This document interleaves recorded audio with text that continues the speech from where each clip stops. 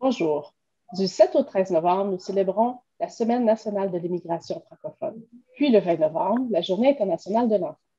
Nous sommes donc très heureux à la SSF de vous présenter en ce mois de novembre Mme Christine Coury, gestionnaire de l'équité en santé et de la diversité à N4, le réseau national de navigation pour nos nouveaux arrivants, ainsi qu'à l'hôpital pour enfants de CHIO. Elle est également co-responsable de CHIO du comité directeur sur l'équité, la diversité, l'inclusion et l'autochtonie de CHIO. Madame Coury, bonjour. Bonjour. Tout d'abord, qu'est-ce que la gestion de l'équité en santé et de la diversité? Sur quel genre de projet travaillez-vous? Durant la période que j'ai travaillé avec l'hôpital, j'étais une gestionnaire pour l'expérience des patients.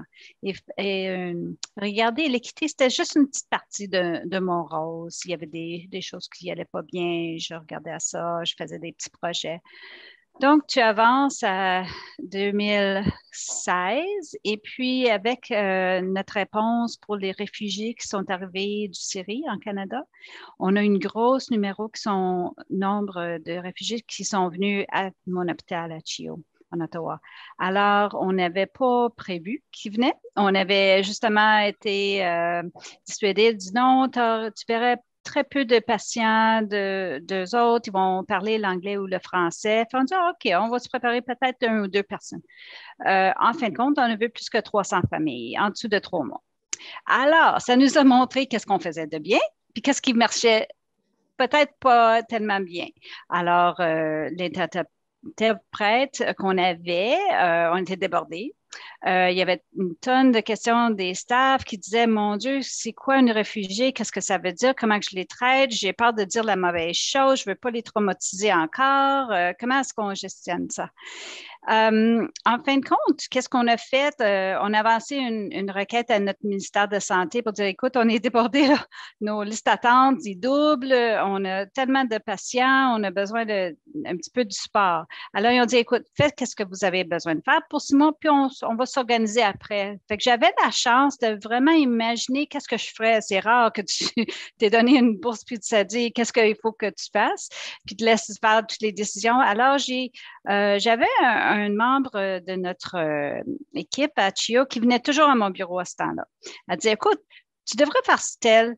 Les familles, elles parlaient l'arabe. Fait que souvent, elle voyait les familles à l'urgence et elle disait, ils ont besoin de telle chose. Ça va pas bien. Tu devrais faire ça. Je dis, écoute, veux-tu un emploi parce que j'ai besoin de l'aide? Et on va faire notre possible ensemble, moi et toi. Fait que c'est de même que j'ai fait juste sur le coup, une position de navigateur pour les nouveaux arrivants. Au début, c'était centralisé pour les réfugiés de Syrie, mais on a élargi ça pour tous les nouveaux arrivants. Et justement, depuis les 2 années passées, on a élargi son rôle pour être ceux qui ont des défis pour avoir l'équité dans nos services. Alors, certainement, toujours les nouveaux arrivants donnent du support, mais aussi pour les Autochtones, pour la communauté de LGBTQ. Aussi, on a des jeunes qui habitent peut-être dans un centre d'accueil avec des situations de famille ou des troubles mentaux. Et puis, on essaie de donner plus de support pour eux autres pour qu'ils aient l'équité dans l'accès à des services, mais aussi leurs expériences avec nos employés à CHIO. Alors, on veut que toujours soit confortable, qu'ils se sentent à l'aise, qu'on ait la meilleure expérience, mais ce n'est pas toujours la réalité. Alors, c'est de même qu'on fait notre travail en termes d'équité. Avec le travail qu'on a fait avec les réfugiés, l'immigration, le département d'immigration nous a demandé de faire un outil pour que les autres hôpitaux aient la même expérience qu'on avait. Alors, on a fait un outil qui s'appelait Simplifier le parcours, donner l'information pour pas que les autres fassent le même travail qu'on a fait. Alors, si vous avez un processus de trouver un interprète, puis tu peux profiter de la note, merveilleux. Alors, après ça, il nous a demandé si on voulait faire une application pour un projet, que c'était un nouveau effort pour eux autres. Quand on a pensé qu'est-ce qu'on pouvait ajouter, c'est qu'on n'avait pas un réseau, je ne savais pas à qui parler. C'est qui d'autre qui travaille avec les nouveaux arrivants? C'est qui d'autre qui a des ressources que moi, je peux partager, puis eux autres peuvent partager avec moi. Comment est-ce qu'on peut comparer qu'est-ce que vous faites, c'est quoi vos défis, c'est quoi vos succès, puis d'apprendre ensemble à place de moi, tout ça, dans mon bureau, assez d'apprendre tout.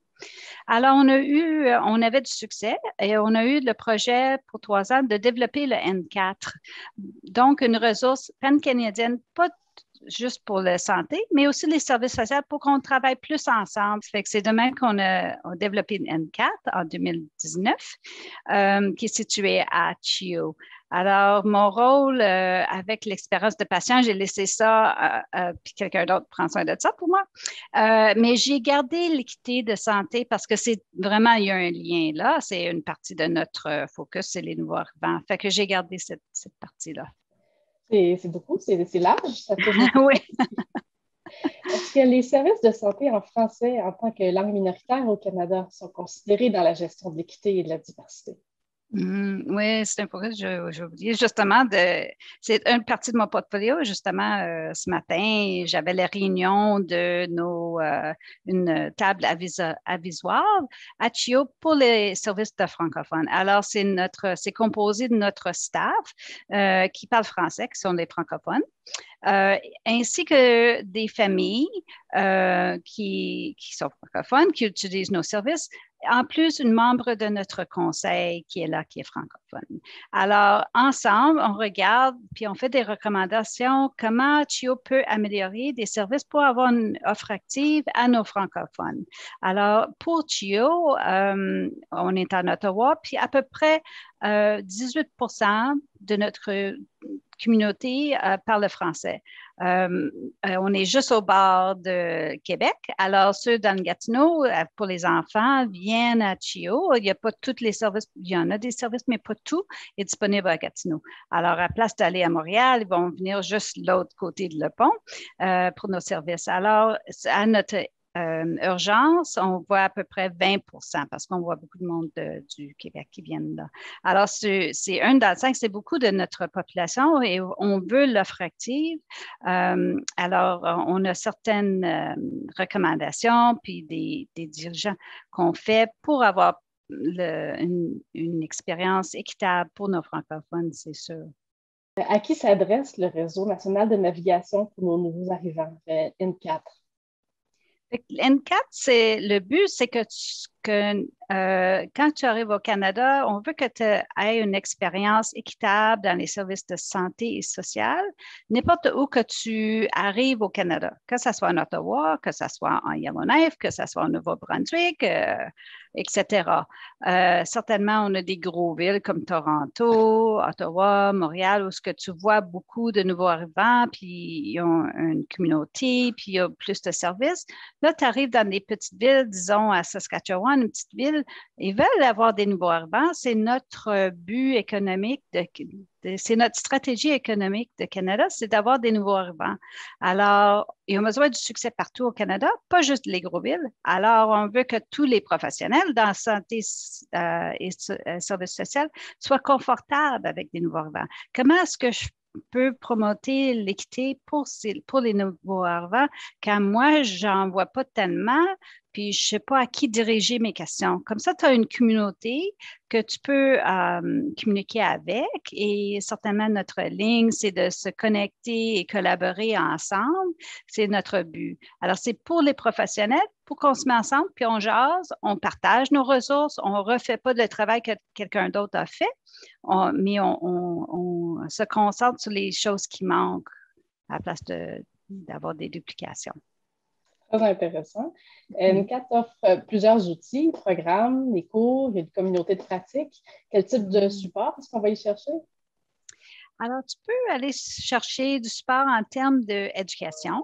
On a un programme avec un partenariat avec l'Université de Saint-Paul qui donne une formation en ligne pour les professionnels pour avoir des bases de données.